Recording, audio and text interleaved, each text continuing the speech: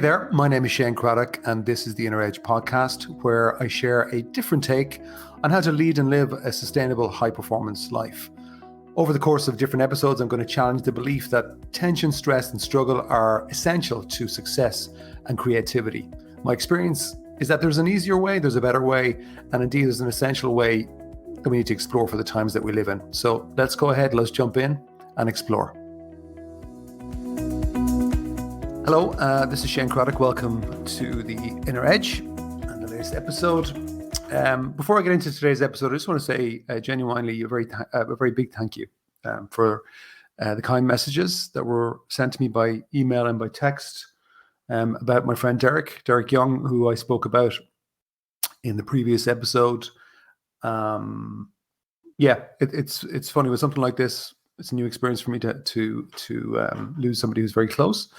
But those messages do mean a lot, so I do appreciate it. So thank you.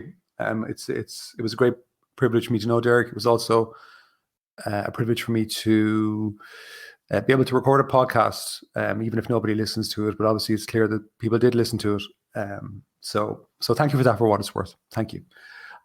With regards to today's episode, I'm talking about tapping into wisdom from an unexpected source, and I'd ask you to stay with me throughout this episode just to make sure that you get the full value in terms of what I'm maybe putting or suggesting and putting in front of you. So when it comes to obviously the theme of this podcast is the inner edge, because that's where I believe you do get the edges on the inner side. Most people initially will often think that that's only to do with the mental side or perhaps even the emotional side. And even those words are interesting to explore in themselves as their definition.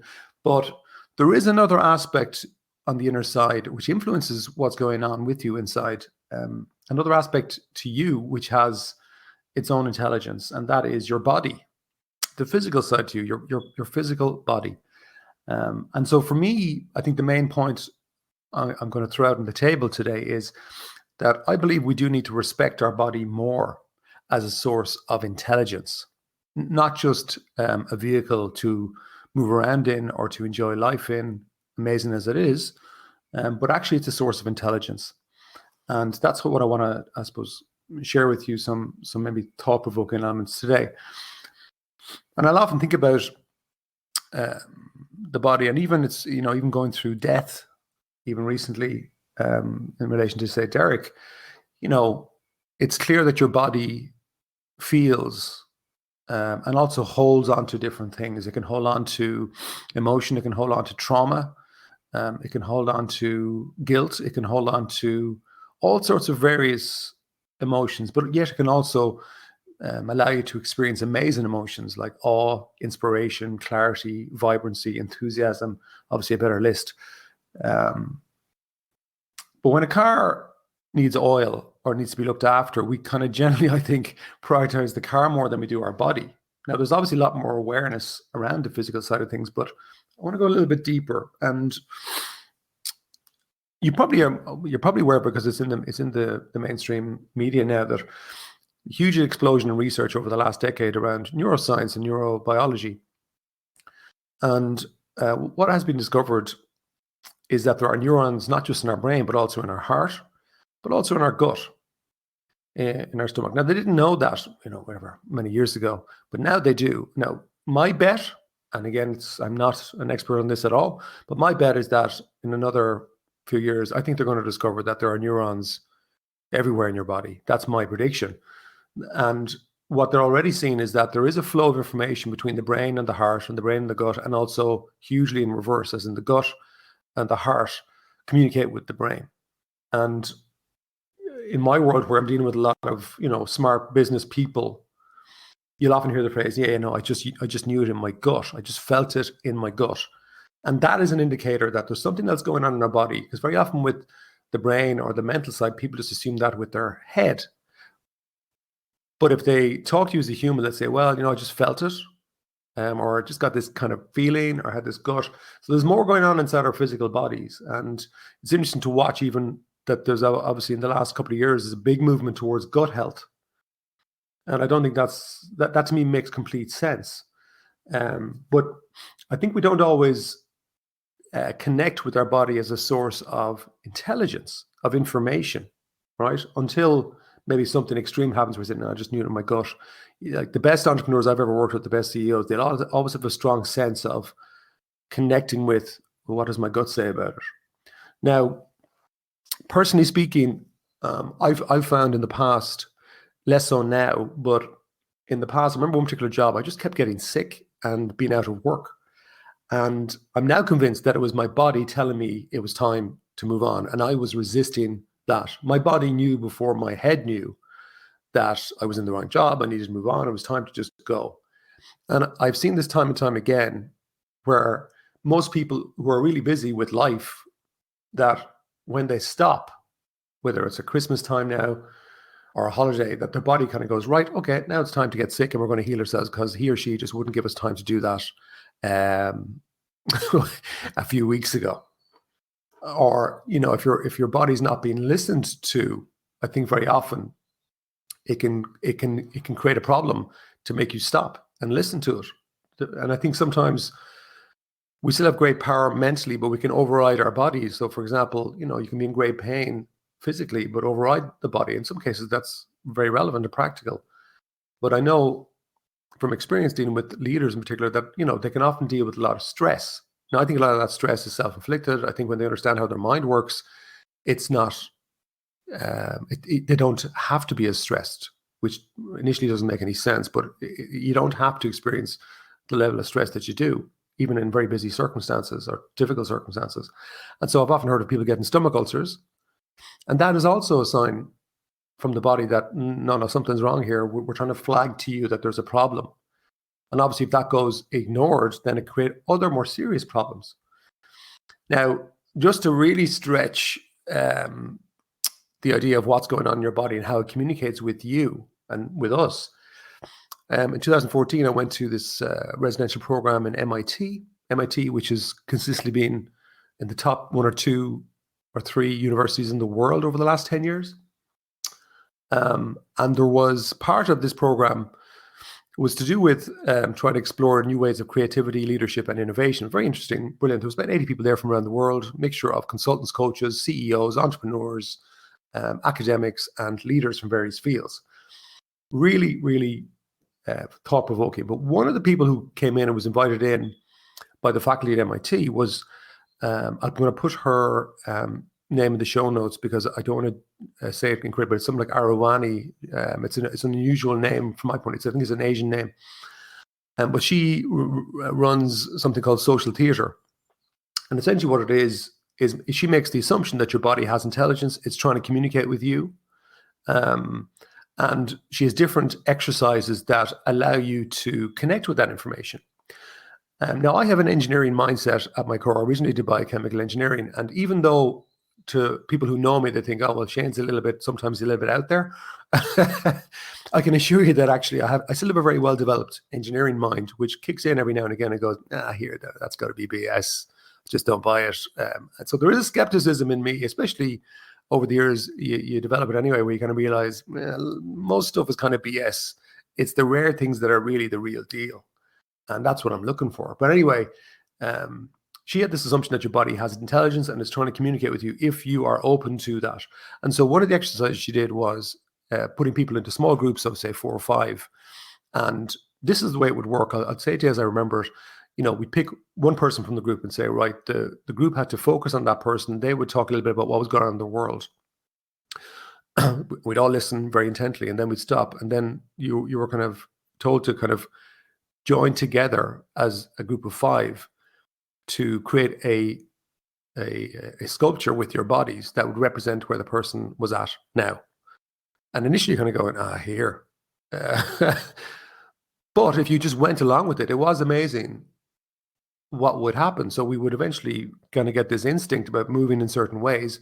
And then the person whose life it was, they would stop and they would look at the sculpture from the outside and walk around it and might ask questions, but they would just look at it as a symbol. And pretty much every time, everybody went, that actually makes sense. And then they would talk about the future, and we would all think about their highest future, their highest, best future over the coming years. And we would just imagine that for the person in our own way. And then again, we would come together, join bodies, and see could we create a sculpture with no words, by the way. This was all done silently, moving around until we felt we were done. And honest to God, it was amazing for everybody that they would look at sculpture and go, oh, that actually is telling me something. And so it moved from their body telling something to our bodies telling something, which, again, if you're looking at things like quantum physics, which I'm interested in myself, there's the prevailing view in quantum physics is that everything really breaks down into energy and that everything is connected. So while our physical bodies in this three-dimensional world might be appear to be unconnected, that actually really there are unseen connections. And intelligence is flowing around these networks. Now, it's a whole other conversation, but that's stuff that I'm interested in, I have to be honest. Hi there. I thought I would take a moment to share something with you that might be of interest, or it may not be of interest. But anyway, I want to make you aware of it just in case. Back in normal times, or pre-COVID times, before all this malarkey kicked off, when I was able to run physical workshops where you could actually physically meet people in the real world, there was 2 workshops that I ran, 2 one-day workshops that proved very, very popular, and they have proven themselves over the years. In fact, I was only talking to somebody this week who had said to me, God, it's amazing, pretty much everything that I kind of put down on paper around trying to create in those workshops, which at the time seemed impossible, pretty much all of it has happened, which is a great testament to them, but also to the actual workshops. And the 2 workshops are called Blueprint Personal and Blueprint Entrepreneur, and they are, I put them online, so you can now do them online in the comfort of your own home or work and at your own speed, and you kind of have access to them forever. So who knows, maybe I'll see you at one of those physical workshops sometime, but you don't necessarily have to if you have these things, and they're good. They have my stamp of approval. So Blueprint Entrepreneur helps you create a personal, professional kind of plan and vision for the next few years, and then helps you chunk it down to a plan. And then Blueprint Entrepreneur, as you'd probably guess, is for business owners, entrepreneurs, CEOs who are looking to try and get maybe a clearer vision and plan for their business and the priorities around that. And then also at the same time for their personal life, because if you run a business, really the business should be there to serve your life, is my perspective on it. And a lot of the time it becomes a prison. So if you're interested in raising your game, they are there. I'll put the links in the show notes. And there's also one other thing called Success in the Year Ahead, which is a little bit cheaper than the other 2. But it's an audio with a little mini workbook. And if you're looking for kind of something short and hit, even over the Christmas or even that gap, which I don't particularly like myself, between Christmas Day and New Year's Eve, I call it the dead zone. But I'm going to have fun with it this year because we're going to take a few days off as a family. But anyway, that might be time to do some of these workshops online and get some thinking for the year ahead. So Success in the Year Ahead, Blueprint Personal and Blueprint Entrepreneur, they'll be in the show notes with links if you're interested somewhere around the podcast. Back to the show.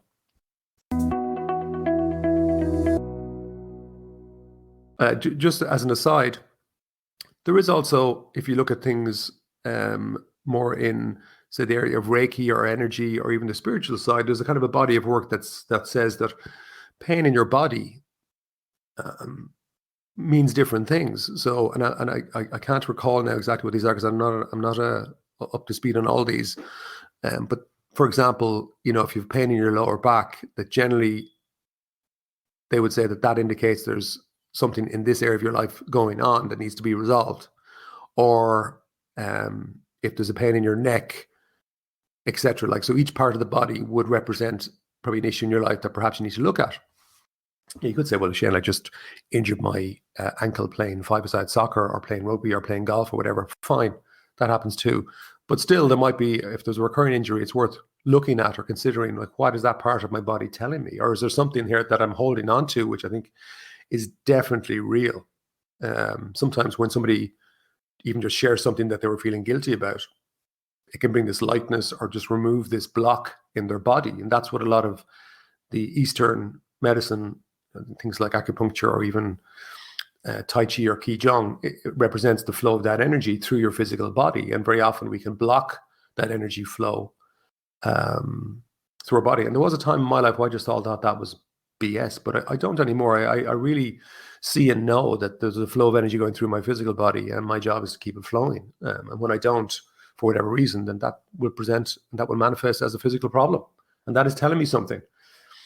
And going back to the car analogy, if you have a diesel car and you don't give it any maintenance, or else you fill it with petrol, like, you're going to have a problem. And obviously, there's much more awareness now around having physical health and exercise and food and rest even as well in terms of sleep. So that's brilliant. But again, maybe it's overcomplicated. I mean, there's so much science and heady type stuff around this that we can kind of get caught up with and maybe miss the point, maybe missing the simplicity of our connection with this amazing aspect of ourselves, our physical body. So what if it does have an intelligence? I mean, what if what I'm suggesting isn't BS? What if it's real? In my experience now, that is my experience. My body definitely has information that my mind doesn't always see or have. So here's a couple of questions for you. I love the questions. So if your body could talk, what would it say to you? What would it say to you? And I wouldn't answer that question easily or quickly. I would take your time with it. If your body could talk, or the different parts of your body would talk, what would they say? Not the easiest question to answer, but sit with that and see what your body might say. Oh my God, how do we get to this point, Shane, asking these kind of silly questions? Anyway, and then the other question is, what can you do over the next 30 days that would help your body and also help your body communicate with you? Interesting. So that's it for today, folks. The last thing I'll say is, from my point of view, your body has way more intelligence in it than most realize. And I think we should tap into it more. Thanks for being with me. Bye-bye.